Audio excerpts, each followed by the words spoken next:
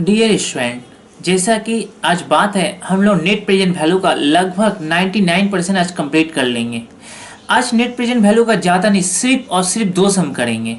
और ये सम करने के बाद अब इसको लेकिन ध्यान से देखिएगा, इस क्वेश्चन में जरूर कुछ होगा। ये करने के बाद नेक्स्ट वीडियो में हम लोग नया और 2 मेथड सीखेंगे, वो दोनों ही आसान है। देखिए, नेट प्रेजेंट वैल्यू को थोड़ा धैर्य रखना है क्योंकि ये सम है, यहाँ से ज़्यादा एग्जाम में आता है और ये थोड़ा माथापच्ची करता है बाबू। लेकिन इसके अलावा कोई भी मेथड में इतना समय नहीं लगेगा, इतना ज़्यादा ट्रिकी नहीं होगा और सब मज़ेदार रहेगा। तो अब इस वीडियो को मतलब बोरिंग समझ के छोड़ मत दीजिएगा। बोरिंग कुछ नहीं होता है, आप रिवीजन नहीं करते तभी ये बोरिंग बनता है। आप अगर ढंग से मेहनत कीजिएगा, रिवीजन कीजिएगा तो आपको बहुत अच्छा लगेगा। चलिए शुरुआत करते हैं खत्म करने के लिए क्या net present value.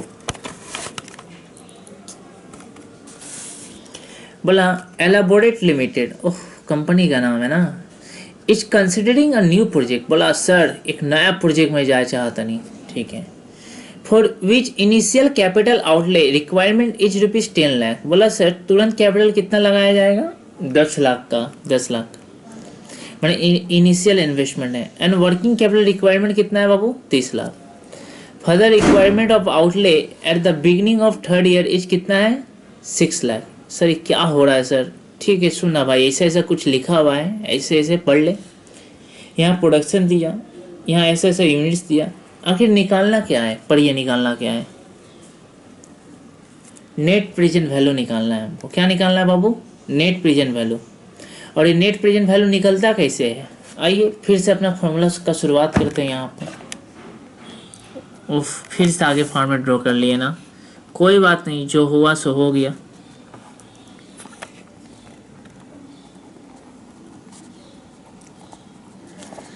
Computation of net present value, इसका फॉर्मूला क्या होता था? याद तो कीजिए प्रभु। Total present value of cash inflow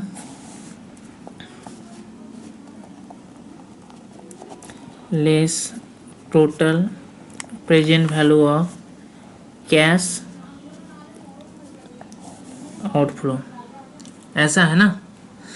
चलिए लाइन से देखते हैं, उसको लिखेंगे। यहाँ आ जाइए, अब क्वेश्चन में पकड़ना है हमको, इनफ्लो को पकड़ना है हमको, आउटफ्लो को। पहला बोला कि सर नया प्रोजेक्ट में जब लगाया ना तो इनिशियल इन्वेस्टमेंट कितना हुआ? 10 लाख। ये बताइए इनफ्लो है कि आउटफ्लो है? हम तो बोलेंगे कि ये आउटफ्लो है। इधर देखिए, इनिशियल इन्वेस्टमेंट कितना? बोला सर 10 लाख तुरंत किया, ठीक। इसके बाद बोला सर वर्किंग कैपिटल भी है 30 लाख, ठीक। क्या करें?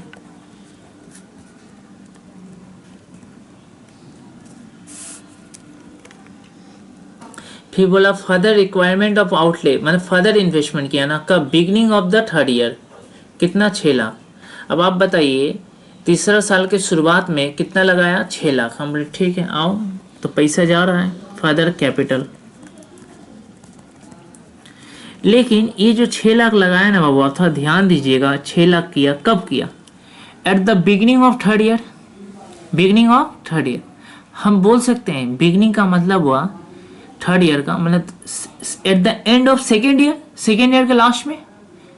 इसका मतलब सेकेंड ईयर के लास्ट में कहने का मतलब ये है बाबू कि आज से लेकर 2 साल के बाद, सेकेंड ईयर एंड मतलब 2 साल के बाद जो हम 6 लाख रुपए इन्वेस्टमेंट करेंगे, मतलब मेरे हाथ से जो 6 लाख रुपया जाएगा, क्या आज का वैल्यू 6 लाख के बराबर होगा कि प्रेजेंट वैल्यू में कन्वर्ट करना पड़ेगा? वेरी गुड, प्रेजेंट वैल्यू में कन्वर्ट करना है। कैसे होगा? अपने आप हो जाएगा? नहीं सर, देखिए यहाँ पर ये महंगाई दर है कितना? 12%। इसका देखिए डिस्काउंटिंग फैक्टर अब मत निकालिएगा, खुद से दिया हुआ है। दूसरा साल का कितना दिया? 0.797, तो हम भी लिखें ऐसे 0.797। इससे मल्टीप्लाई कर देंगे हम लोग, आ जाएगा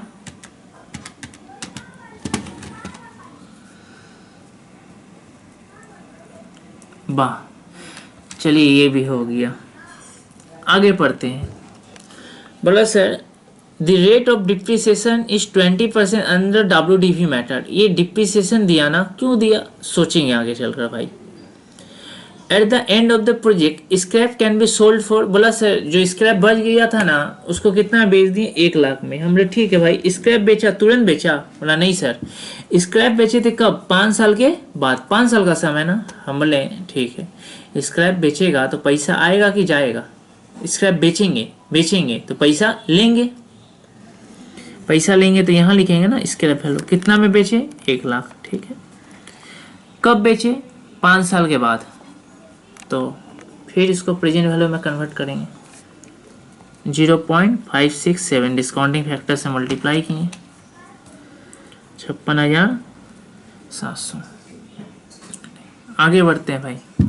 बोला सर देखिए ये प्रोडक्शन का यूनिट्स दिया हुआ है ऐसा ऐसा। हम बोले ठीक है भाई, कितना, 5 साल का, ठीक है। तो हम बोले ठीक है लो, 5 साल का कहानी है ना, 1 2 3 4 5। बोला ऐसे प्रोड्यूस हुआ था। हमने ठीक है, क्या दिक्कत है? बोला सर ध्यान से सुनिए अभी, फ्रॉम द फॉलोइंग कुछ डिटेल्स दिया हुआ है और आपको पता है अच्छा से कि आपको क्या निकालना है, एनपीवी। एनपीवी निकालने के लिए ना चाहिए present value of cash inflow. इसके लिए आप क्या किए, इसके लिए एक वर्किंग किए हैं, ये है वर्किंग आपका, वर्किंग नोट नंबर 1। तो कैश इनफ्लो कैसे निकाला जाता है, इसके लिए चाहिए होता है सर आपको पैट और डिप्रिसिएशन, इसके बिना नहीं निकाल सकते।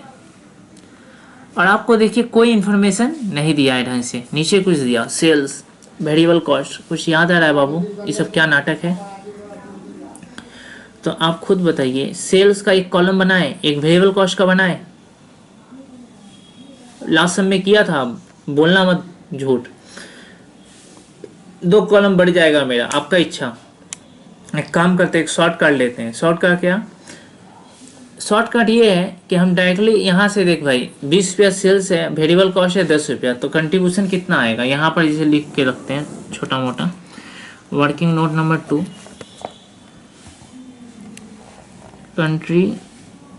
Contribution per unit, selling price minus variable cost. Selling price कितना था, 20, वेरिएबल कॉस्ट था 10, कितना होगा, 10,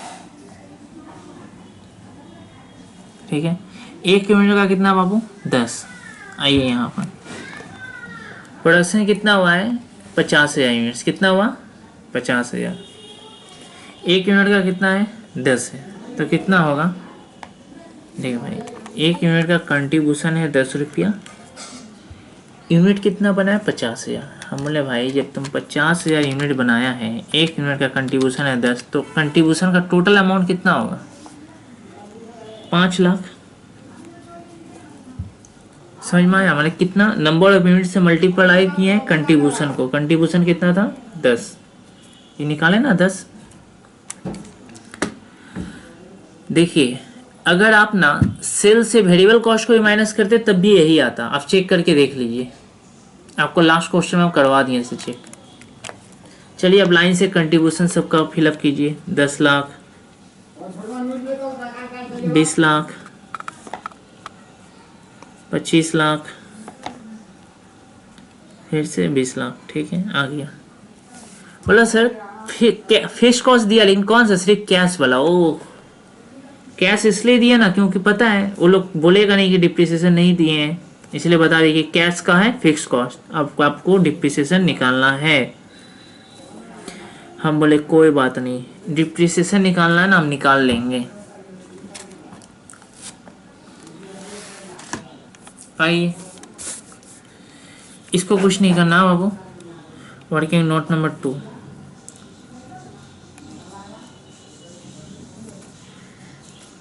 कंप्यूटेशन ऑफ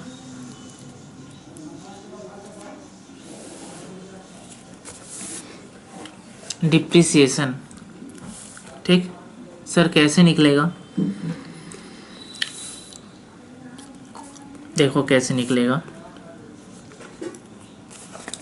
ये बताइए इस बार कितना कितना बार इन्वेस्टमेंट किए थे। हम बोले सर एक ठो ये है, एक ठो ये है। मतलब भाई कितना बार किया तुम, 2 बार किया ना। बोला हाँ अच्छा ये, हाँ ये है, देखिए 6 लाख किया था ना, ठीक है। तो मतलब 2 मशीन है मेरे पास। बोला हाँ सर ठीक बोले, एक मशीन ये आया 2, ठीक। हम बोले वैल्यू बताओ। बोला सर स्टार्टिंग में ना हम, मेरे पास एक ही था, कितना वाला, पहला वाला 10 लाख में खरीदे थे पहला वाला को, ठीक। स्टार्टिंग में, हाँ कहानी बता रहे हैं भाई। बोला स्टार्टिंग में तो एक था सर, तो डिप्रिसिएशन हुआ। हम बोले भाई कौन सा मेथड से करना है, क्वेश्चन में दे दिया था भाई WDV, देख लीजिए यहाँ पर, देखिए दिया हुआ है 20% WDV मेथड से करना है। चलिए करते हैं, इस 10 लाख के ऊपर किया जाए 20%, कितना हुआ,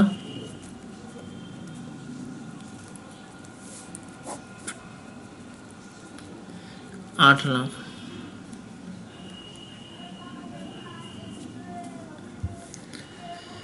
बैलेंस, ठीक। टोटल भाई एक ही मशीन है, 2 ही लाख होगा डिप्रिसिएशन, ठीक। ये था पहला साल का। फिर सेकेंड ईयर डिप्रिसिएशन, दूसरा साल कितना लगेगा। WDV मेथड तो बोलता है भाई कि सर जो बैलेंस बचेगा ना उसके ऊपर करने के लिए, लो हम किए, कितना आया, 1,60,000। कितना आया बाबू,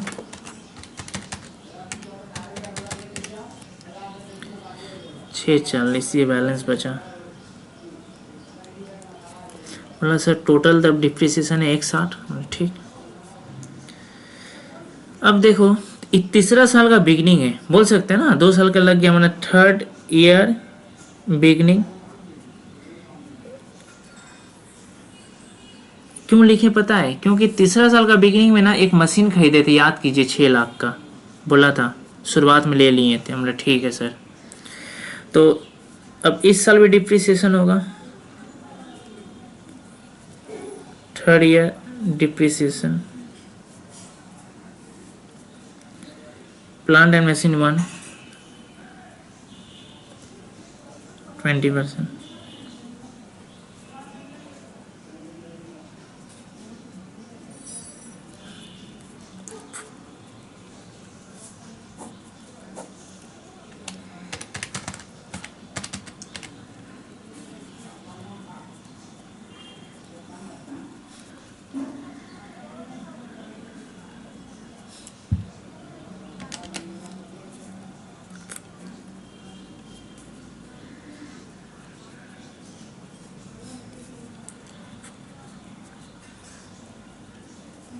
ठीक। देख भाई तीसरा साल था, 2 मशीन, तो दोनों को जोड़कर लिखे बाहर में। ये क्या है, ये टोटल डिप्रिसिएशन हम लिख रहे हैं, यहाँ पर काम आएगा ना, डिप्रिसिएशन कॉलम में डालेंगे। फिर सर फोर्थ ईयर डिप्रिसिएशन कैसे निकलेगा सर, प्लांट मशीन 1 हो गया 5,12,000, इसका 20%, प्लांट मशीन 2 है कितना, 2,48,000। समझ भाई कितना, तो बोल रहा सर सेम।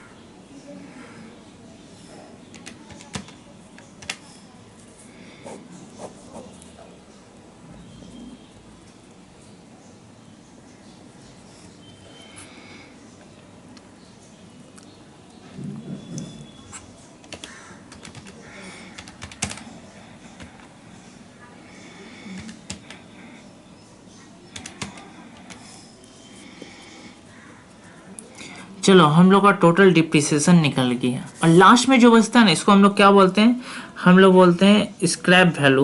क्या बोलते हैं बाबू, स्क्रैप वैल्यू। देखते हैं क्या होता है। कुछ स्टूडेंट यहाँ भी कंफ्यूज होना शुरू हो गया, हम बोले भाई थोड़ा धैर्य रख हम क्लियर करेंगे, लेकिन डिप्रिसिएशन का कंसेप्ट तो क्लियर है ना। आओ डिप्रिसिएशन कितना कितना देख कर लिख दो भाई। पहला साल सर 2 लाख का था, दूसरा साल 1,60,000, तीसरा साल 2,48,000, फोर्थ ईयर 198, फिफ्थ ईयर कितना भाई 158,720। आसानी से लिख दिए। अब क्या करना है, अब निकालना भाई बिफोर टैक्स। बिफोर टैक्स में क्या करते हैं सर, कुछ नहीं, बहुत ही आसान है, इन दोनों को माइनस कर दीजिए, आ जाएगा आपका 5 लाख माइनस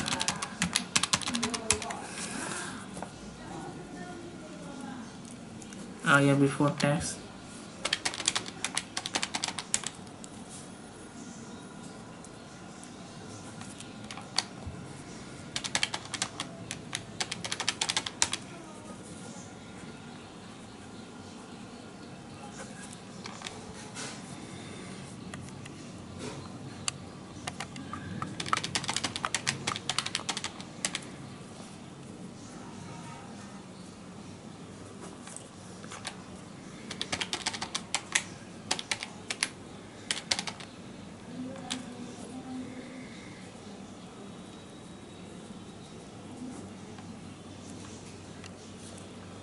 या है बिफोर। पैट कैसे निकलता है सर, बहुत आसान है, प्रॉफिट बिफोर टैक्स से टैक्स माइनस करें। बोले भाई टैक्स कितना है बता हमको, बोला सर टैक्स का रेट देखिए कितना है बाबू, देखो 40%, माइनस करते हैं, माइनस कीजिए कितना आया 60,000,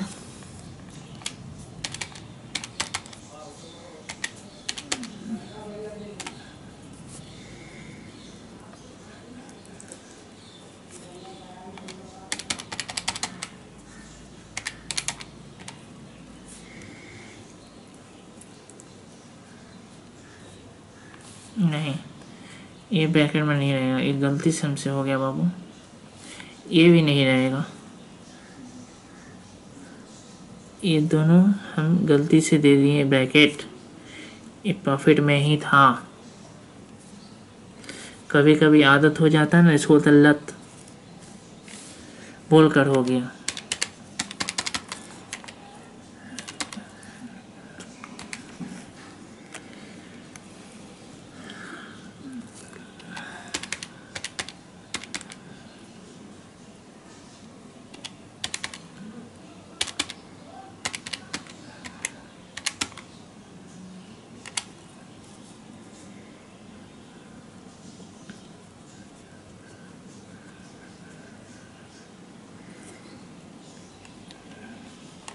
डिस्काउंटिंग फैक्टर लिखते हैं,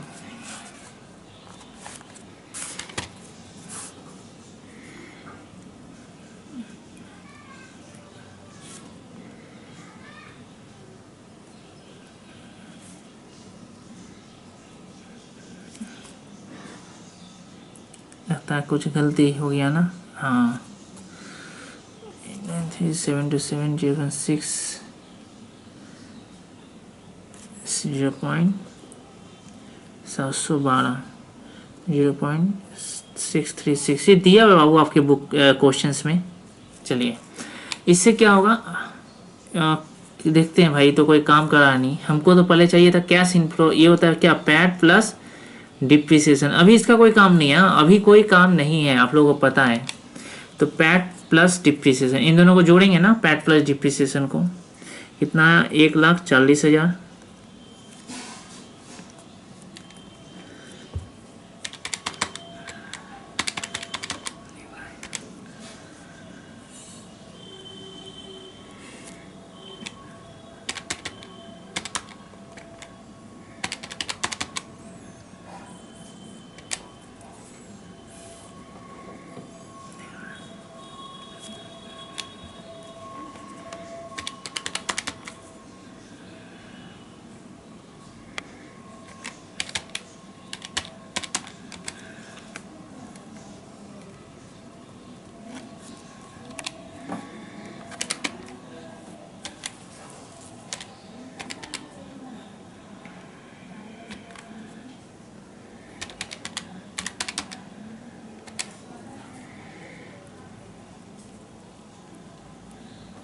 ठीक, ये आया कैश इनफ्लो। अगर हम इनसे मल्टीप्लाई कर देंगे तो क्या निकलेगा भाई, प्रेजेंट वैल्यू।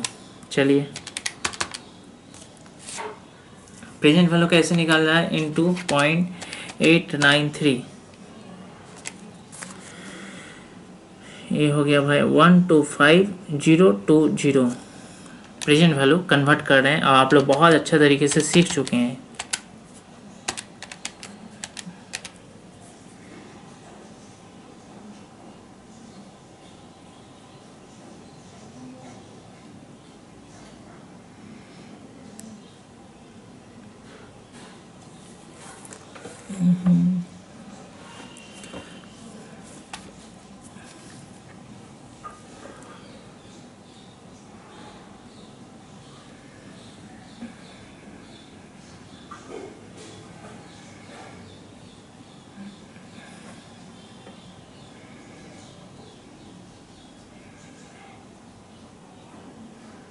अच्छा ठीक, हाँ कितना है बाबू, 4,24,000 इंटू 0.797, 337,928। ठीक है, 10,59,200 इंटू 0.712, 754,150।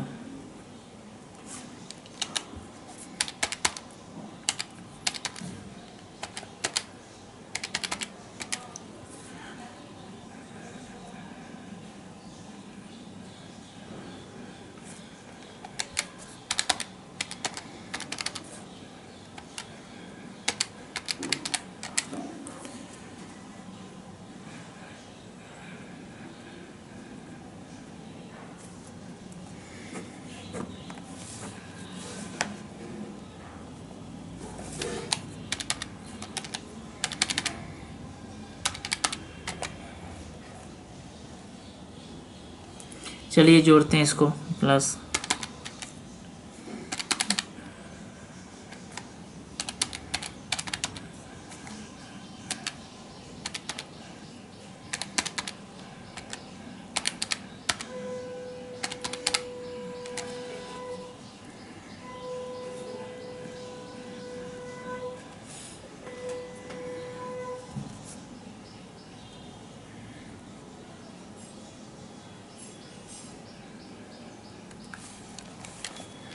ये आया मेरा present value of cash inflow. क्या सम कंप्लीट हो गया? हम बोले रुक जाओ बाबू, कुछ भी रिप्लाई देने के पहले थोड़ा सा वेट करो। अभी देखो ध्यान से देखना एक बार, जितना इन्फॉर्मेशन था उसके अकॉर्डिंग ये सॉल्व किए। अब हम एक बार फिर से क्वेश्चंस को पढ़ते हैं। ऊपर आ जाओ। ऊपर में बोला कि सर तुरंत इन्वेस्टमेंट किया था 10 लाख, वर्किंग कैपिटल 30 लाख। रुक जाओ यहाँ पर, तो वर्क इन्वेस्टमेंट को भी लिख दिए, वर्किंग कैपिटल को भी लिख दिए। अब वर्किंग कैपिटल से रिलेटेड कुछ भी बात बोला है कि जितना स्टार्टिंग में था लास्ट में कितना होगा? नहीं। जब कुछ नहीं बोलता है तो हम एज्यूम करते हैं कि सर जितना स्टार्टिंग में था उतना ही लास्ट में रहेगा, लेकिन लास्ट टाइम हम इसको प्रेजेंट वैल्यू में कन्वर्ट करेंगे। याद होगा ये बात, हम बता चुके थे आपको, इसीलिए चेक करना पड़ता है। ठीक है, इसके बाद पढ़िए। बोला सर फर्दर कैपिटल लगाया थर्ड ईयर के बिगनिंग में 6 लाख, तो थर्ड ईयर का बिगनिंग में था, देखिए फर्दर कैपिटल मतलब कैश आउटफ्लो, तो इसको भी हम किस में कन्वर्ट किए थे? प्रेजेंट वैल्यू में। ठीक, फिर देखिए डिप्रिसिएशन दिया हुआ है, तो डिप्रिसिएशन के अनुसार हम डिप्रिसिएशन निकाल लिए और जहाँ जो पुट करना था कर दिया। आप देखे थे फॉर्मेट के अंदर WDB से बोला तो WDB में। अच्छा, अब नया नाटक क्या देखो तो बोला सर स्क्रैप बेच के मिला कितना? 1 लाख रुपया। हमने ठीक है भाई 1 लाख मिला बेच करके, तो यहाँ देखिए लिख ही तो थे प्रेजेंट वैल्यू में कन्वर्ट करके। लेकिन स्टूडेंट के मन में क्वेश्चन ये है कि सर हम आपका सारा बात मान लिए, आप सिर्फ हमको एक चीज का जवाब दीजिए। हम बोले बताओ बाबू क्या जवाब चाहते हो तुम हमसे? बोला सर एक सिंपल सा सिर्फ जवाब दीजिए, हम लोग का स्क्रैप बच कितना रहा था? इतना ना, स्क्रैप तो इतना बचा था, तो बेच करके 1 लाख का मतलब? हम बोले अच्छा ऐसा बात है। बोला हाँ सर ऐसा ही बात है।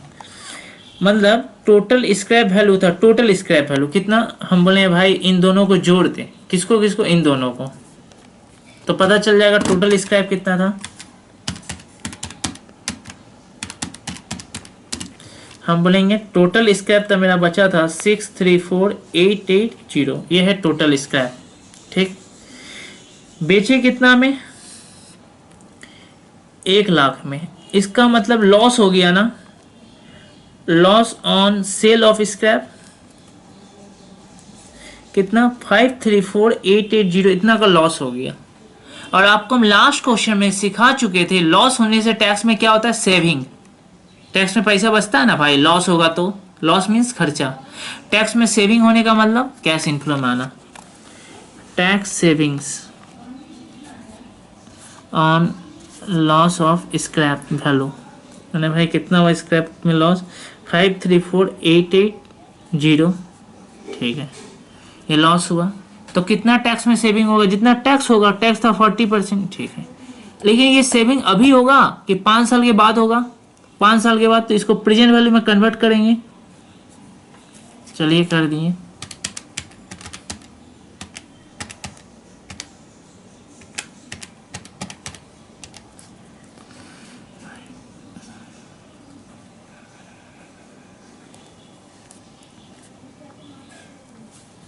चलिए अब देखते हैं टोटल इनफ्लो कितना हुआ है, क्योंकि देखिए नीचे जो इन्फॉर्मेशन था उसका पूरा यूज कर चुके हम लोग, आप लोगों को पता है। अब कुछ नहीं करना है, इनफ्लो को आउटफ्लो से माइनस करेंगे तो हम लोग को क्या पता चल जाएगा, एनपीवी। चलिए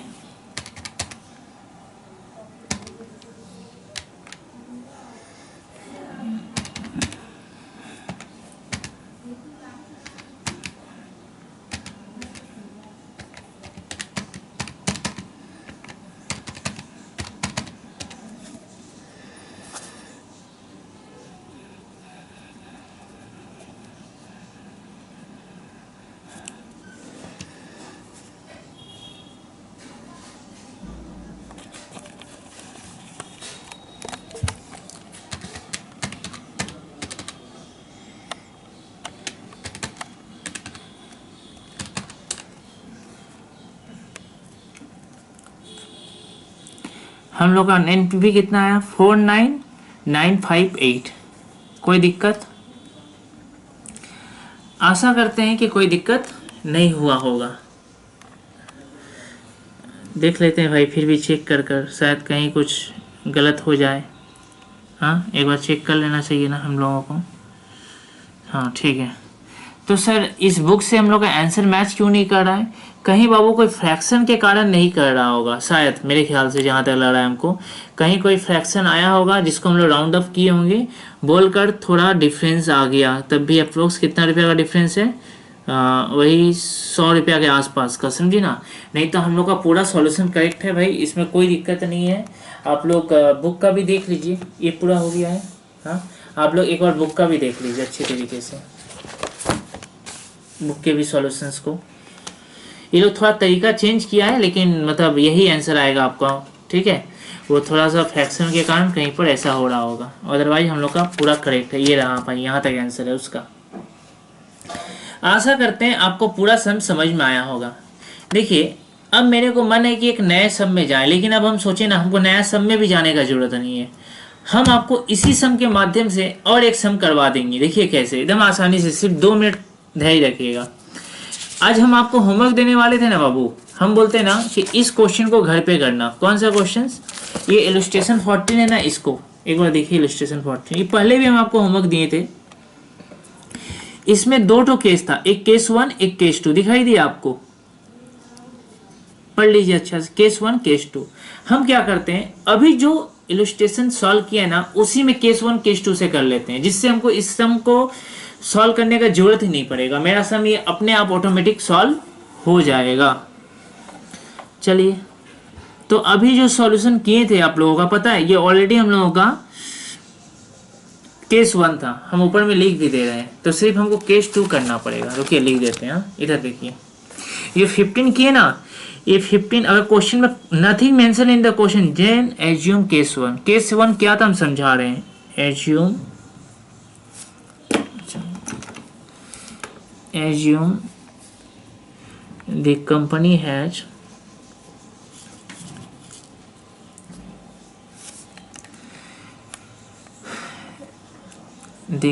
has sufficient profit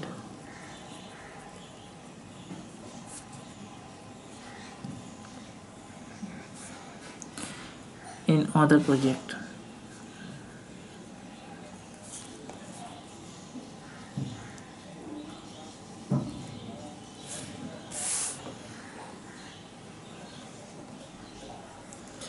कंपनी का सफिशिएंट प्रॉफिट हुआ है कहाँ पर, तो अदर प्रोजेक्ट में हुआ है। समझे कि नहीं? मतलब क्या कहना चाहता है, मतलब ये कहना चाहता है भाई ये जो सेटअप हो रहा था ना, सेटअप वो होगा। क्यों होगा? सेटअप का मतलब क्या हुआ था, देखिए टैक्स जो पैट आया, देखिए जो बिफोर टैक्स था 1 लाख का था, लेकिन देखिए 1 लाख का लॉस था, लेकिन लॉस क्यों कम हो गया? लॉस क्यों कम हो गया? क्योंकि बिजनेस में क्या होता है ना, लॉस प्रॉफिट से सेटअप होता है। वही बोल रहा है यहाँ पर कि मेरे पास और भी बिजनेस था जिसमें सेटअप हुआ, इसीलिए आपको देखिए टैक्स में बेनिफिट यहाँ पर मिला। यहाँ पर दिखाई दिया आपको? दिखा बाबू? बहुत अच्छा, कोई दिक्कत नहीं। अब आइए केस 2 आपको दिखाते हैं। इसी इलस्ट्रेशन 15 के थ्रू केस 2 सॉल्व करेंगे, तुरंत हो जाएगा। थोड़ा सा धैर्य रखिए, अभी तुरंत हम करके दिखाते हैं आपको। इलस्ट्रेशन 15, जबकि ये 15 में नहीं बोला है, तो हम लोग किस में कर रहे हैं? हम लोग सेवा भाव में कर रहे हैं। सेवा भाव केस 2 क्या है भाई? केस 2 इसी को देख के पढ़ लेते हैं। चाहे एज्यूम द कंपनी, कम से कम एक सम तो करने से बचेंगे। आपको ही पता है सम कितना कितना बड़ा है जो only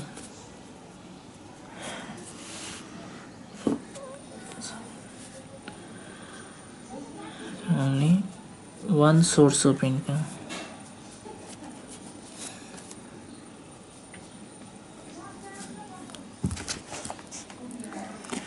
That is the given project.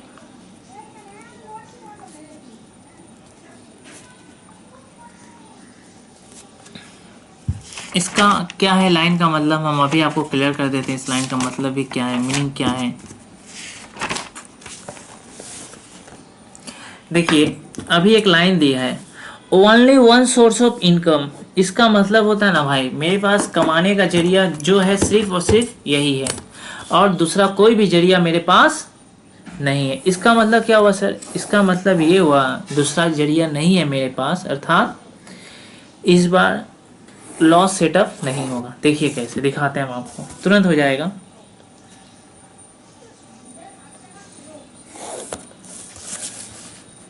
इस बार ज़्यादा माथा पच्ची भी नहीं करना पड़ेगा। देखिए ऐसे ईयर हुआ करता था लास्ट क्वेश्चंस में, यही इलस्ट्रेशन 15 में 1 2 3 4 5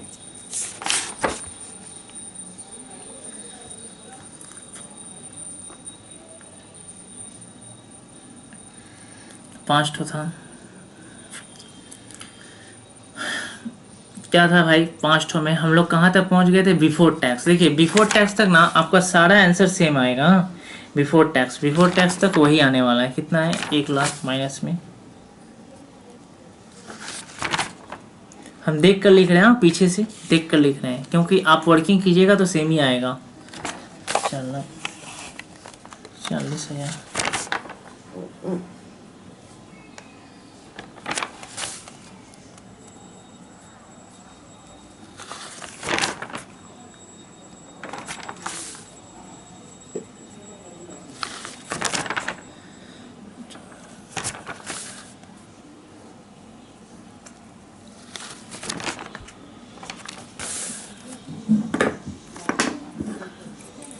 अब भाई इस बिफोर टैक्स को क्या करना है?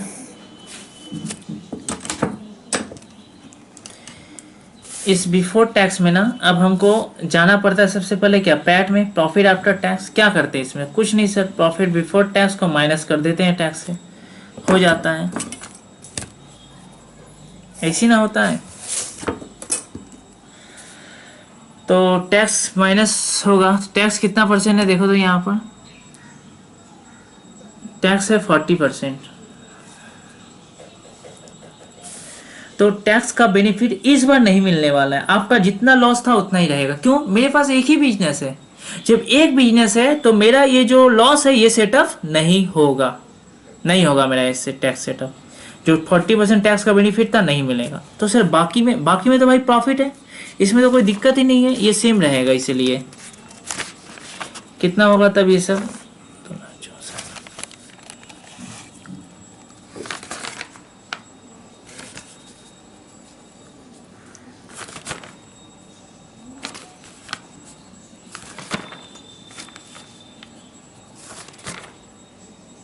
मतलब सर एक ही जगह चेंज करना था। बोले हाँ भाई वही बस सिखाना था, लेकिन एग्जाम में कुछ नहीं बोलेगा तो आप लोग केस 1 एज्यूम कीजिएगा, ठीक है। अब क्या होता है भाई? सर सिंपल है, अब डिस्काउंटिंग फैक्टर लिखते थे ऐसे, डिस्काउंटिंग फैक्टर नहीं, ओ यार कैश इनफ्लो ना, कैश इनफ्लो, फिर डिस्काउंटिंग फैक्टर,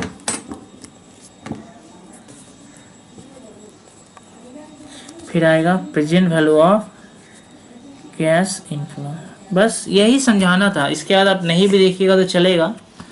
बट क्या है कि कुछ कुछ स्टूडेंट होता है जिन लोगों के लिए हमको लगता है हमें मेहनत करना चाहिए। इस कैश इनफ्लो, कैश इनफ्लो क्या होता है भाई? PAT plus depreciation. पैट तो नहीं है यहाँ, लेकिन डिप्रिसिएशन तो था, याद कीजिए भाई। पिछले वाला जाकर फॉर्मेट देखिए, पिछला फॉर्मेट कितना था भाई? 2 लाख। अब कुछ स्टूडेंट बोला तो सर पिछला फॉर्मेट में जब है डिप्रिसिएशन तो उसको भी ड्रॉ कर देते हैं। हाँ भाई करना तो चाहिए था हमको, लेकिन आप लोग कर दीजिएगा, कोई बात नहीं।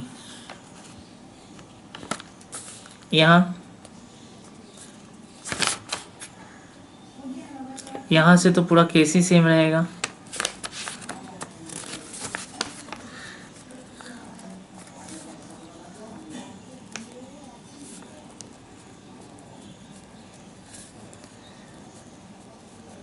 खाली पहला लाइन चेंज होना है। हाँ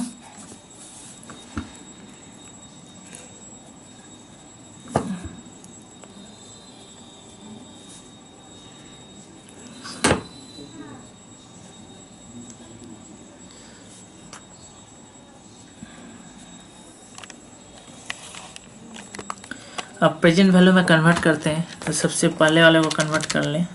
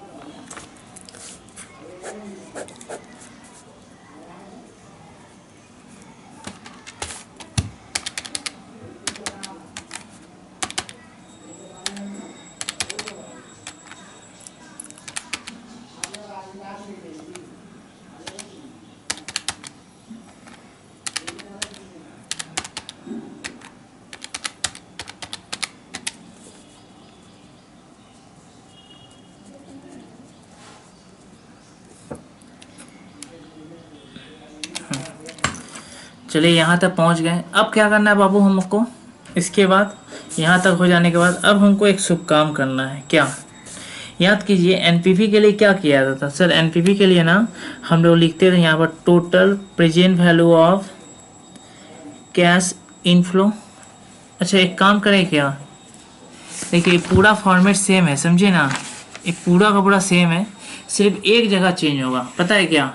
देखिए एक जगह मतलब ये वाला जो वैल्यू देख रहे हैं ना आप लोग यहाँ पर, क्योंकि देखिए मेहनत करके कोई लाभ है नहीं, समझे ना, नहीं तो हम कर देते। ये सिर्फ देख रहे हैं ना बाबू, ये वाला चेंज हो जाएगा, ये बाकी पूरा 2 कॉपी सेम रहेगा। हम आपको एक काम करते हैं, हम आपको ना आंसर लिख के दे देते हैं, इसका आंसर कितना आएगा जिससे आप चेक कर पाइएगा। हम अभी देख ले रहे हैं, देखो फॉर्मूला होता है एनपीवी का, total present value of cash inflow minus total present value of cash outflow. देखिए आउटफ्लो में तो कोई चेंज नहीं है, तो वही रहेगा। कितना था भाई? 4478,200 4478,200। इनफ्लो में बोले सर सिर्फ इसके कारण से चेंज हुआ है, 2702727।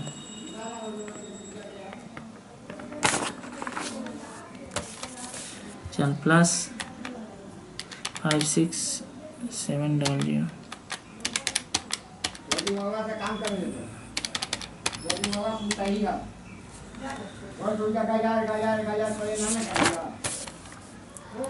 फोर 581,738 कितना है बाबू? तो हम लोग एनपीवी 4478,200।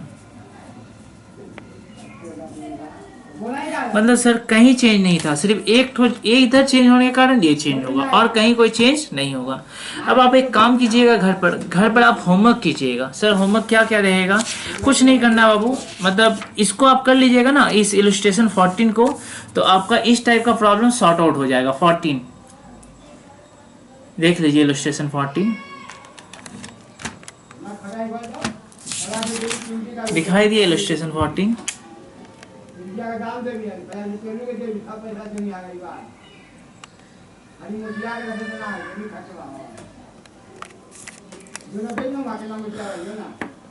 दिख गया होगा।